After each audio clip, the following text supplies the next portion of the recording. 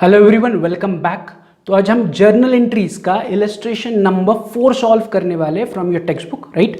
तो सबके सामने ये क्वेश्चन है, तो इसे हम स्टार्ट से लेके एंड तक सारे ट्रांजैक्शंस को डिस्कस करेंगे एंड उसका जर्नल एंट्री देंगे। तो पहले मैं क्या करता हूँ, उसके लिए फॉर्मेट रेडी करता हूँ।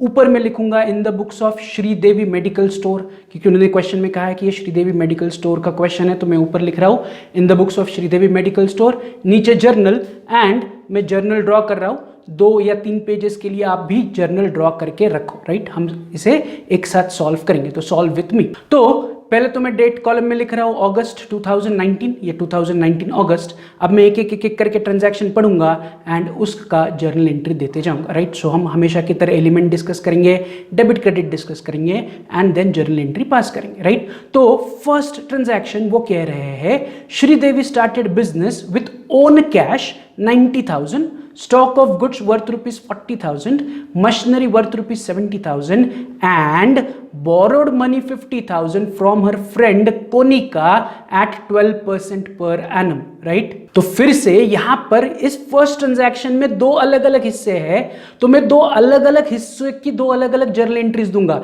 मैं कंबाइन भी कर सकता हूं, but it will become more complicated. Keep it simple, 2 अलग अलग जर्नल एंट्रीज दे दो, वो भी चलेगा। कंबाइन दोगे तो भी चलेगा, but I am not giving combine entry. मैं क्या कर रहा हूं, इस ट्रांजैक्शन को 2 पार्ट में ब्रेकअप करके 2 अलग जर्नल एंट्रीज दे रहा हूं। मतलब 1 अगस्त की ही मैं 2 जर्नल एंट्रीज दूंगा।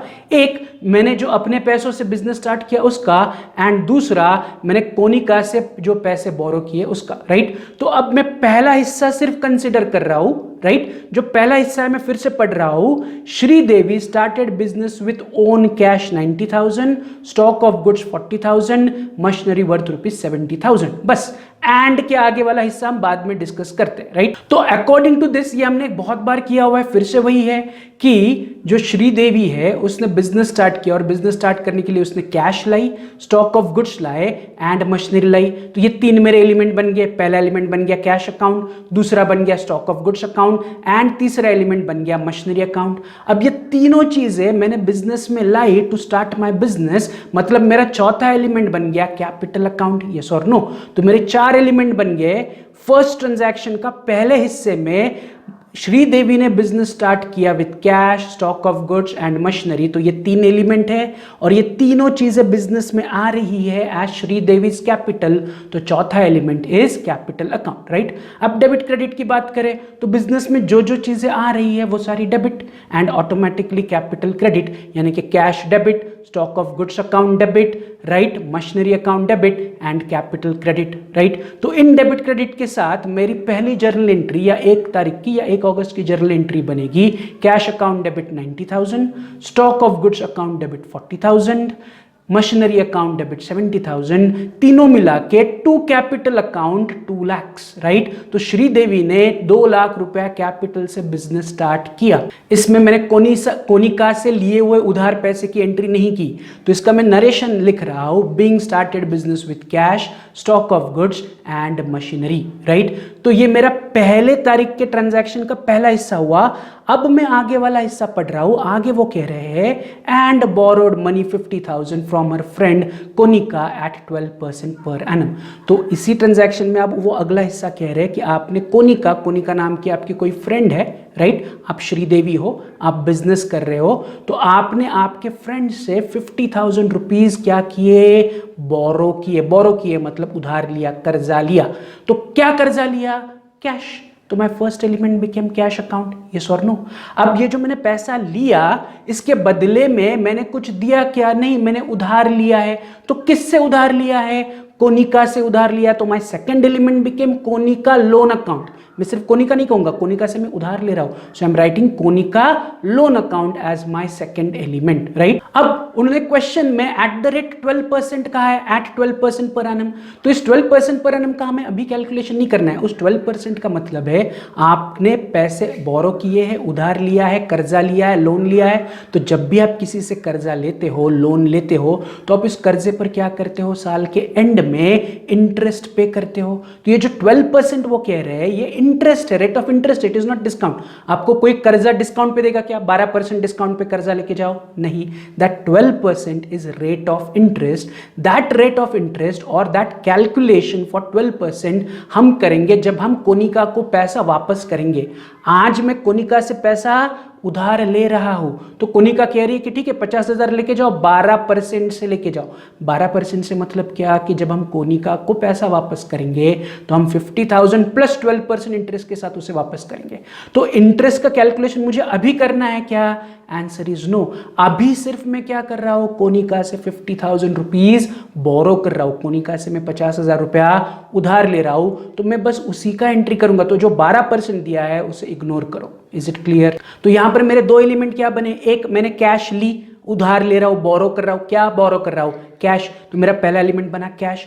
किससे बोरो किया? कोनिका। तो मेरा सेकंड एलिमेंट बना कोनिका लोन अकाउंट। अब डेबिट क्रेडिट की बात करें तो कैश आ रही है तो कैश इज डेबिट, यस और नो? अगर कैश डेबिट है तो कोनिका लोन ऑटोमेटिकली क्रेडिट है। तो 1 तारीख की ही मेरी और एक एंट्री बन जाएगी, cash account debit to Konika loan account 50,000। नीचे नरेशन में मैं लिखूंगा being borrowed from Konika at 12% per annum. क्या नरेशन लिख रहा हूं? Being borrowed from Konika at 12% per annum. यहां तक क्लियर है? तो मैंने क्या किया, मैंने जो 1 तारीख की ट्रांजैक्शन थी उसे 2 पार्ट में ब्रेकअप करके 2 अलग अलग जर्नल एंट्रीज दी। एक जो मैंने अपने पैसों के साथ, अपने गुड्स के साथ और अपने मशीनरी के साथ बिजनेस स्टार्ट किया उसकी एक जर्नल एंट्री की, एंड दूसरा मैंने कोनिका से जो पैसे बोरो की उसकी जर्नल एंट्री कर ली। Right, I can do a combined entry but that is more confusing. तो मैं क्या कर रहा हूं, I am keeping it simple. मैं अपने कैपिटल की एंट्री अलग कर रहा हूं एंड कोनिका से बोरो की उसकी एंट्री में अलग कर रहा हूं। तो यहां पर मेरा 1 तारीख का जर्नल एंट्री कंप्लीट हुआ। चलते हैं 2 तारीख, सिंपल है, सॉरी 2 नहीं 4 तारीख। तो 4 तारीख की ट्रांजैक्शन में वो कह रहे हैं bought goods worth ₹50,000 from Madhuri at 10% trade discount. आपने माधुरी से 10% डिस्काउंट पे गुड्स खरीदे।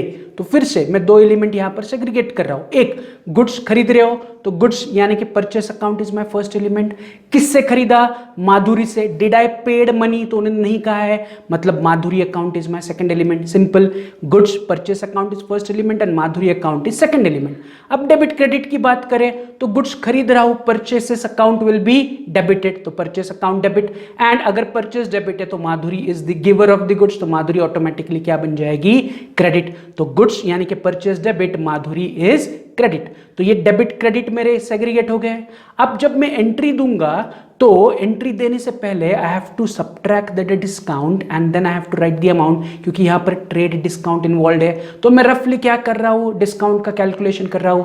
तो मैंने गुड्स कितने के परचेस किए? 50,000 माइनस मुझे उस पर कितना डिस्काउंट मिला? 10%। तो 50,000 का 10% इज 5,000। तो 50,000 माइनस 5,000 नेट मैंने माधुरी से 45,000 रुपीज में गुड्स खरीदे। तो मतलब 50,000 रुपए के गुड्स है बट माधुरी ने कहा 45,000 रुपीज में लेके जाओ। मतलब मैं जब जर्नल एंट्री दूंगा तब मैं जर्नल एंट्री में डायरेक्टली 45,000 रुपीज लिखूंगा, एज सिंपल एज दैट। तो अब मेरी जर्नल एंट्री किस प्रकार होगी? मेरे डेबिट क्रेडिट एलिमेंट सेग्रीगेटेड है, अमाउंट क्लियर है, राइट। अब जो 5,000 रुपए डिस्काउंट है वो ट्रेड डिस्काउंट है। Do we record trade discount in our books of account? Answer is no. तो मैं without trade discount journal entry दूंगा तो मेरी journal entry debit credit element के हिसाब से बन जाएगी, purchases account debit 45,000 to Madhuri account 45,000। Simple, purchases account debit 45,000 to Madhuri account debit to Madhuri account 45,000। Narration में मैं लिखूंगा being purchased goods at 10% discount या being bought goods at 10% trade discount, as simple as that. मैंने डेबिट क्रेडिट सेग्रीगेट किया, discount की amount calculate की, journal entry लिख ली। जो 5,000 रुपए डिस्काउंट है दैट इज ट्रेड डिस्काउंट है। We don't record trade discount in journal entry और in our books of accounts, right. तो ये 4 तारीख भी सिंपल था। उसी प्रकार 6 तारीख को क्या कह रहे हैं? Return goods worth ₹450 to Madhuri for not being as per sample. तो अभी 4 तारीख को हमने माधुरी से गुड्स खरीदा था, उसी गुड्स में से कुछ गुड्स एज पर सैंपल नहीं थे या हमारे रिक्वायरमेंट के हिसाब से नहीं थे, तो हमने माधुरी को रिटर्न किए, राइट। तो फिर से मैं क्या रिटर्न कर रहा हूं? गुड्स। तो goods account is my first element. तो गुड्स को मैं गुड्स कह सकता हूं क्या? Answer is no. इस गुड्स को मैं गुड्स नहीं कहूंगा, इस गुड्स को मैं कहूंगा परचेस रिटर्न। क्या कहूंगा? Purchase return. Why purchase return? क्योंकि ये हमने माधुरी से गुड्स परचेस किए थे 4 तारीख को, वही गुड्स मैं माधुरी को 6 तारीख को रिटर्न कर रहा हूं। I am not selling goods to Madhuri. मैंने माधुरी से जो गुड्स परचेस किए थे वही परचेस किए हुए गुड्स मैं माधुरी को क्या कर रहा हूं? रिटर्न कर रहा हूं। गुड्स जा रहे हैं। क्वेश्चन में क्या कह रहा है? रिटर्न गुड्स वर्थ ₹450 टू माधुरी। माधुरी को मैंने 450 रुपए के गुड्स रिटर्न किए, मतलब गुड्स जा रहे। तो goods is my first element, but मैं उसे गुड्स नहीं कहूंगा, मैं उसे क्या कहूंगा? मैं उसे परचेस रिटर्न कहूंगा। मैं क्या कहूंगा? उसे परचेस रिटर्न कहूंगा। तो गुड्स के जगह में लिखूंगा purchase return account as my first element. अब मैं ये किसे रिटर्न कर रहा हूं? माधुरी को। तो क्वेश्चन में उन्होंने कहा है क्या कि माधुरी से कैश मिली? Answer is no. वो बस कह रहे कि आपने माधुरी को 450 रुपीज के गुड्स रिटर्न किए, बदले में पैसे मिले या नहीं मिले इसके बारे में इंफॉर्मेशन नहीं है, मतलब there is no cash involve, इसलिए मैं Madhuri as my second element लूंगा, राइट। तो एक बन गया मेरे लिए परचेस रिटर्न, दूसरा बन गया माधुरी अकाउंट। ये क्लियर है। अब अगर डेबिट क्रेडिट की बात करें तो it is very simple. Goods आ रहे हैं या जा रहे हैं? तो गुड्स जा रहे हैं, तो गुड्स को मैं क्या कहूंगा? क्रेडिट। यस और नो, यानी कि purchase return will be credit. अगर परचेस रिटर्न क्रेडिट है तो माधुरी ऑटोमेटिकली क्या बनेगा? डेबिट। यस और नो। तो अगर मैं जर्नल एंट्री देने जाऊंगा 6 तारीख की, तो 6 तारीख की journal entry will be Madhuri account debit to purchase return 450। नीचे में नरेशन में लिखूंगा being goods return to Madhuri या बीइंग गुड्स रिटर्न, राइट। तो इतना सिंपल ये ट्रांजैक्शन था। तो 6 तारीख भी होगी हमारा। 6 तारीख के बाद चलते हैं 8 तारीख। 8 तारीख को वो कह रहे हैं sold goods worth ₹80,000 to Kiran at 10% trade discount and received cash after allowing her 5% cash discount। इस ट्रांजैक्शन को स्टार मार्क करो, इंपॉर्टेंट मार्क करो, राइट। तो पहले हम क्या करते हैं? एलिमेंट सेग्रीगेट करते हैं, फिर आराम से जर्नल एंट्री देते हैं। अब वो क्या कह रहे हैं कि आपने गुड्स बेचे, किरण को गुड्स बेचे, राइट। एंड किरण को जब आपने गुड्स बेचे तो आपने 10% डिस्काउंट पे किरण को गुड्स बेचा, लेकिन किरण ने इसके बदले में आपको कैश दी क्या? Answer is yes. Read the question properly. आपने किरण को गुड्स बेचे, 10% डिस्काउंट करके बेचे, किरण ने इमीडिएटली आपको कैश दे दिया, बट किरण ने बोला देखो मैं कैश दे रहा हूं तो मुझे और 5% का कैश डिस्काउंट दो। तो हमने कहा कि ठीक है और 5% का कैश डिस्काउंट ले लो, राइट। तो यहां पर we need to be very careful while doing the transaction and while calculating the amount, right. तो पहले मैं क्या कर रहा हूं? डेबिट क्रेडिट के एलिमेंट सेग्रीगेट कर रहा हूं या 2 एलिमेंट सेग्रीगेट कर रहा हूं। यहां पर हम गुड्स खरीद रहे हैं या गुड्स बेच रहे हैं, तो हम गुड्स बेच रहे हैं, तो गुड्स यानी कि sales account is my first element. अब गुड्स बेच के मेरे पास पैसा आ रहा है क्या? Answer is yes. मेरे पास कैश आ रही है, तो cash account is my second element. Yes और नो। तो ये क्लियर है। सेल्स इज क्रेडिट या सेल्स एक एलिमेंट है एंड कैश दूसरा एलिमेंट है, ये दोनों एलिमेंट क्लियर है, राइट। अब अगर डेबिट क्रेडिट की बात करें तो गुड्स जा रहे हैं तो sales is credit and cash आ रही है तो कैश इज डेबिट। ये भी सिंपल है। मैं गुड्स बेच रहा हूं एंड कैश कलेक्ट कर रहा हूं, तो गुड्स जा रहे हैं, sales is credit and cash आ रही है, कैश इज डेबिट। अभी मैं अमाउंट की बात नहीं कर रहा हूं, मैं बस 2 एलिमेंट सेग्रीगेट कर रहा हूं, डेबिट एंड क्रेडिट लगा रहा हूं। गुड्स बेचे, सेल्स इज क्रेडिट, उसके बदले में कैश आया, cash is debit, right. But अब एंट्री लिखने से पहले मैं क्या करूंगा? कुछ कैलकुलेशंस करूंगा, राइट, एंड फिर जर्नल एंट्री पर जाऊंगा, राइट। अब कैलकुलेशन मेरा इस प्रकार होगा कि मैंने कितने रुपए के गुड्स बेचे किरण को? तो मैंने 80,000 रुपीज के गुड्स बेचे, बट मैं 80,000 के गुड्स 80,000 में ही बेचे क्या? नहीं, मैंने उस पर 10% का ट्रेड डिस्काउंट दिया। तो मैं 80,000 में से क्या करूंगा? Minus 10% trade discount. तो 80,000 का 10% will become 8,000 rupees as my trade discount. तो 80 माइनस 8 यानी कि 72,000 रुपीज के गुड्स बने। तो इसका सिंपल मतलब है मैंने किरण को कहा 80,000 के गुड्स है 72,000 में लेके जाओ, मतलब मैंने किरण को 72,000 रुपीज के गुड्स बेचे। यस और नो, है कि नहीं। 80,000 के गुड्स थे, 10% डिस्काउंट यानी कि 72,000 में मैंने उसे गुड्स बेच दिए, बट किरण ने मुझे 72,000 रुपीज ही दिए क्या? नहीं, किरण ने देते वक्त इस 72,000 में से क्या किया, 5% कैश डिस्काउंट काट के मुझे पैसे दिए। तो अगर मैं 72,000 से और डिस्काउंट सब्ट्रैक्ट करूंगा तो 72,000 माइनस 5% कैश डिस्काउंट, तो 72,000 का 5% कैलकुलेट करो, तो 72,000 का 5% बिकेम 3,600। कितना बना, 3,600। मतलब मैंने किरण को गुड्स बेचे 72,000, बट जब किरण ने मुझे कैश दी तो उसने 3,600 कैश डिस्काउंट सब्ट्रैक्ट किया एंड मुझे पे किया। कितना पे किया, तो 72,000 माइनस 3,600 होता है 68,400। मतलब किरण ने मुझे 68,400 कैश पे की। तो अगर ये मैं कैलकुलेशन देखूंगा तो 80,000 रुपीज के गुड्स थे, 8,000 ट्रेड डिस्काउंट चला गया, 72,000 के गुड्स नीचे बचे, उसमें से 5% मैंने कैश डिस्काउंट किरण को दिया, यानी कि 3,600 डिस्काउंट दिया, एंड फाइनली किरण से मुझे 68,400 रुपीज कैश मिली। So cash received is 68,400। मतलब मेरे जेब में 68,400 आए, बट जो गुड्स गए वो 72,000 के गए, राइट। अब यहां पर हमें और एक चीज कंसिडर करनी पड़ेगी। यहां पर दो डिस्काउंट है, ट्रेड डिस्काउंट भी है एंड कैश डिस्काउंट भी है। तो trade discount and cash discount में से हम कौन सा डिस्काउंट अकाउंटिंग में रिकॉर्ड करते हैं, तो वी रिकॉर्ड कैश डिस्काउंट। तो मेरा और एक एलिमेंट बना कैश डिस्काउंट। तो cash discount is my third element involve in my journal entry, right. But again cash discount को हम कैश डिस्काउंट नहीं कहेंगे, यहां पर हम डिस्काउंट अलाउड या फिर डिस्काउंट रिसीव्ड लिखना पड़ता है। तो ये डिस्काउंट अलाउड है या डिस्काउंट रिसीव्ड है, तो हमें कैश मिल रही है, हमें कैश मिलते वक्त मैं डिस्काउंट दे रहा हूं, तो मैं इस कैश डिस्काउंट को कहूंगा डिस्काउंट अलाउड अकाउंट। क्या कहूंगा, डिस्काउंट अलाउड अकाउंट। तो मेरा तीसरा एलिमेंट बन गया डिस्काउंट अलाउड अकाउंट, राइट। कितना डिस्काउंट या कितना कैश डिस्काउंट दिया मैंने, 3,600। Is it clear. अब ये जो डिस्काउंट अलाउड है ये डेबिट होगा या क्रेडिट होगा, तो मैंने कहा है cash and discount goes hand in hand. तो हमने जब एलिमेंट सेग्रीगेट किए तो मैंने कैश को क्या कहा था, डेबिट। तो अगर कैश डेबिट है तो डिस्काउंट अलाउड भी क्या होगा, डेबिट होगा। Is it clear.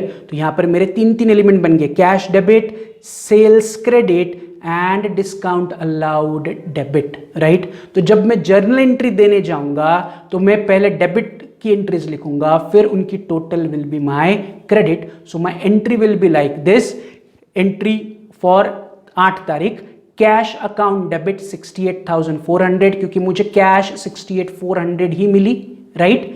Discount allowed account debit, कितना डिस्काउंट अलाउ किया, 3,200 एंड 2 मैंने गुड्स बेचे, 2 सेल्स अकाउंट, उन दोनों की टोटल यानी कि 72,000। मैंने 72,000 के गुड्स बेचे, बदले में 68,400 कैश मिला एंड 3,600 डिस्काउंट ऑफर किया। So this is how my entry should look for 8 तारीख, राइट।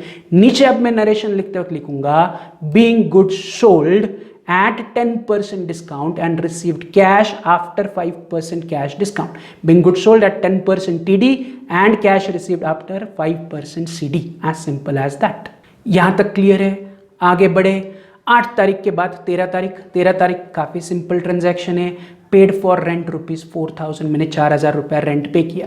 रेंट पे किया मतलब क्या पे किया, कैश। तो my first element is cash account, right. क्यों पे किया, फॉर रेंट। तो second element is rent account. Cash जा रही है, क्रेडिट किस लिए जा रही है, रेंट। तो rent is debit, cash credit rent debit. तो ये वेरी सिंपल 2 एलिमेंट है, डेबिट क्रेडिट सिंपल है। तो मेरी 13 तारीख की जर्नल एंट्री बनेगी rent account debit to cash account 4,000 being rent paid. ये भी सिंपल था। 13 तारीख के बाद चलते हैं 17 तारीख। ये भी हमारे लिए सिंपल ट्रांजैक्शन है। तो 17 तारीख को वो कह रहे हैं purchased new machinery worth ₹1 lakh from Bajaj limited at 20% GST and amount paid by debit card. फिर से GST इन्वॉल्व है क्वेश्चन में, तो GST को भी साइड में रखो। क्या खरीदा या क्या बेचा वो एलिमेंट सेग्रीगेट करो, फिर जर्नल एंट्री पे चलो। तो वो कह रहे हैं परचेस्ड मशीनरी, तो मशीनरी खरीदा, तो machinery is my first element, yes और नो। एंड उसका पैसा मैंने डेबिट कार्ड से पे किया, तो डेबिट कार्ड मतलब पैसा मेरे बैंक अकाउंट से जाएगा, तो bank account is my second element. Machinery खरीद रहा हूं तो machinery account is my first element and उसका पैसा मैंने डेबिट कार्ड से पे किया। तो जब भी आप डेबिट कार्ड से पे करोगे तो पैसा बैंक अकाउंट से जाएगा, तो सेकंड एलिमेंट बन गया bank account. As simple as that. अब अगर डेबिट क्रेडिट की बात करें तो मैं मशीनरी खरीद रहा हूं तो machinery will be debit, yes और नो। एंड अगर मशीनरी डेबिट है तो बैंक ऑटोमेटिकली क्या बन जाएगा, क्रेडिट, क्योंकि बैंक से पैसा जा रहा है। Credit what goes out, machinery आ रही है, debit what comes in, machinery is debit and bank से पैसा जा रहा है तो बैंक इज क्रेडिट। तो डेबिट क्रेडिट सेग्रीगेट हो गया है। अब मैं सिंपली फिर से क्या करूंगा, जीएसटी का रफली कैलकुलेशन करूंगा। तो मैंने कितने रुपए की मशीनरी खरीदी, 1 लाख रुपीस की, उस पर 28% जीएसटी बनता है 28,000। अब 28,000 में से सीजीएसटी एसजीएसटी आधा आधा यानी कि 14,000 सीजीएसटी बनेगा, 14,000 एसजीएसटी बनेगा, यस और नो। अब इस जीएसटी को मैं इनपुट कहूंगा या आउटपुट कहूंगा, तो मैं मशीनरी परचेस करने पर जीएसटी पे कर रहा हूं तो ये मेरे लिए इनपुट बनेगा, तो ये मेरे लिए input GST and input CGST बनेगा, यस और नो। अगेन इनको डेबिट करना है या क्रेडिट करना है, तो ये मशीनरी के साथ आई हुई जीएसटी है तो मशीनरी डेबिट है तो उसकी जीएसटी भी डेबिट होगी, मतलब सीजीएसटी भी डेबिट होगा, एसजीएसटी भी डेबिट होगा। एंड जर्नल एंट्री में मैं इनको इनपुट कहूंगा। वाई इनपुट, क्योंकि मशीनरी खरीद रहा हूं तो मशीनरी इज माई इनपुट, तो मशीनरी पर जीएसटी चार्ज हो रही है तो ये मेरे लिए इनपुट जीएसटी कहलाएगा। तो मेरा एंट्री बनेगा इस प्रकार, या 17 तारीख का एंट्री बनेगा, machinery account debit 1 lakh, input CGST account debit 14,000, input SGST account debit 14,000 to मैंने बैंक से पे किया टू बैंक अकाउंट, इन तीनों का total 1,28,000, as simple as that. And नीचे मैं नरेशन लिखूंगा, being machinery purchased at 28% GST and paid by debit card, as simple as that. तो आगे बढ़ते हैं, तो ये भी सिंपल ट्रांजैक्शन था। आगे बढ़ते हैं, 20 तारीख, काफी सिंपल है। पेड फॉर सैलरी 27,000, सैलरी के लिए पे किया, क्या पे किया, कैश। तो cash is my first element, I am paying salary यानी कि मैं पैसा दे रहा हूं तो cash is my first element. क्यों पे किया, फॉर सैलरी, तो salary became my second element. Is it clear? तो cash account and salary account. Debit credit की बात करें तो कैश जा रही है तो cash is credit, cash credit है तो सैलरी ऑटोमेटिकली डेबिट। तो मेरी 20 तारीख की जर्नल एंट्री बनेगी, salary account debit to cash account 27,000। नीचे मैं नरेशन लिखूंगा, being paid for salary, as simple as that, right. 20 तारीख के बाद 27 तारीख के ट्रांजैक्शन को वो कह रहा है, purchased 4 computers for ₹1,20,000 at 18% GST and amount paid by debit card. वो कह रहे हैं आपने 4 कंप्यूटर खरीदे। Again I am not interested in quantity, मैंने 1 कंप्यूटर खरीदा, 4 कंप्यूटर खरीदे, 100 कंप्यूटर खरीदे। I am interested in the amount, मैंने कितने रुपए का कंप्यूटर खरीदा, मैंने 1,20,000 रुपए के कंप्यूटर खरीदे, राइट। तो अकाउंटिंग में नरेशन में यू कैन राइट 4 कंप्यूटर खरीदे। अब ये 4 कंप्यूटर 1,20,000 के, मतलब सारे मिला के 1,20,000 के है।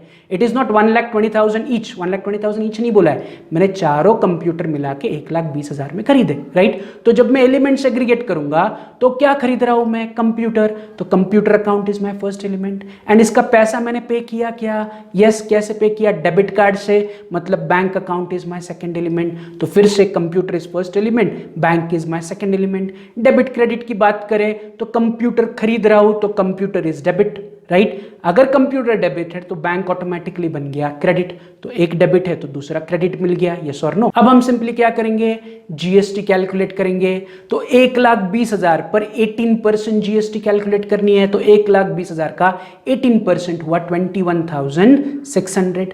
अगेन 21,600 में से मुझे सीजीएसटी अलग चाहिए, एसजीएसटी अलग चाहिए, तो 21,600 divided by 2 is 10,800 CGST, 10,800 is SGST. ये भी सिंपल है, राइट। अब ये जीएसटी डेबिट होगी या क्रेडिट होगी, तो कंप्यूटर डेबिट है, कंप्यूटर के साथ जीएसटी आ रही है, तो कंप्यूटर डेबिट है तो जीएसटी भी डेबिट होगी। एंड इसे मैं इनपुट कहूंगा या आउटपुट कहूंगा, तो कंप्यूटर में खरीद रहा हूं तो कंप्यूटर इज कमिंग इन, तो ये मेरे लिए इनपुट जीएसटी कहलाएगा, यस और नो। एंड अब उसी प्रकार से 27 तारीख की मेरी जर्नल एंट्री बनेगी, computer account debit, right, computer आ रहा है, computer account debit 1,20,000, input CGST account debit 10,800, input SGST account debit 10,800 to credit में क्या है हमारा क्रेडिट का एलिमेंट, टू बैंक अकाउंट, इन सब का total 1,41,600, right. To bank account 1,41,600, मैंने डेबिट कार्ड से 1,41,600 पे किए। नीचे नरेशन में लिखो, purchased 4 computers at 18% GST and paid by debit card, as simple as that। तो ये क्लियर है। तो 27 तारीख तक हो गया। अब 31st एंड लास्ट ट्रांजैक्शन क्या कह रहे हैं, withdrew from bank ₹10,000 for personal use. आपने बैंक से 10,000 रुपए निकाले, किस लिए निकाले, पर्सनल यूज। तो दिमाग की बत्ती जलनी चाहिए, जब भी पर्सनल यूज का जिक्र क्वेश्चन में किया जाएगा तो पर्सनल यूज यानी कि ड्राइंग्स, तो my first element became drawings account, right. Simply जब भी पर्सनल यूज के बारे में क्वेश्चन में कहा जाएगा या घर के लिए या डोमेस्टिक पर्पस के लिए अपने बिजनेस से पैसे निकाले तो दिमाग की बत्ती जलनी चाहिए, फर्स्ट एलिमेंट बन गया ड्राइंग्स। अब आपने किस चीज का ड्राइंग्स किया, तो आपने बैंक से पैसे निकाले, तो my second element became bank account. में बैंक में गया, बैंक से 10,000 रुपए निकाले एंड घर पर लेके चला गया, तो drawings is my first element. कहां से पैसे निकाले, बैंक से निकाले, तो bank is my second element. Debit credit की बात करें तो मैंने कहा है कि drawing is always debit, drawing is what, always debit, तो ड्राइंग डेबिट होगा। अगर ड्राइंग डेबिट है तो कहां से ड्रॉ किए, बैंक से, तो बैंक ऑटोमेटिकली क्रेडिट होगा, एज सिंपल एज दैट। एक डेबिट तो दूसरा क्रेडिट, तो ड्राइंग्स डेबिट है इसलिए बैंक क्रेडिट है।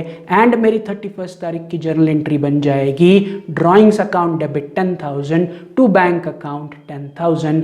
नरेशन में मैं लिखूंगा being withdrawn from bank for personal use, right. तो ये काफी सिंपल क्वेश्चन था। इसमें सिर्फ कौन से ट्रांजैक्शन हमारे लिए अलग थी, 8 तारीख की, तो उसे फिर से रिवाइज करो, राइट। 8 तारीख के ट्रांजैक्शन में दो डिस्काउंट थे, तो मैंने पहले ट्रेड डिस्काउंट सब्ट्रैक्ट किया, फिर मैंने कैश डिस्काउंट सब्ट्रैक्ट किया।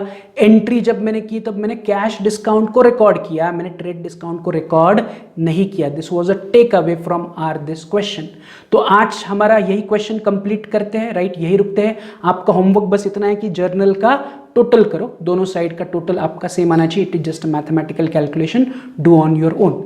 कल हम सॉल्व करेंगे इलस्ट्रेशन नंबर 8। कौन सा सॉल्व करेंगे कल हम क्वेश्चन, इलस्ट्रेशन नंबर 8 यानी कि सॉल्व्ड एग्जांपल 8। तो उसका फॉर्मेट रेडी करो एंड जितनी जर्नल एंट्री आपसे बन सकती है इलस्ट्रेशन 8 की उतनी सॉल्व करके रखो, राइट। तो आज हम यही रुक रहे हैं। See you tomorrow, have a good day, bye.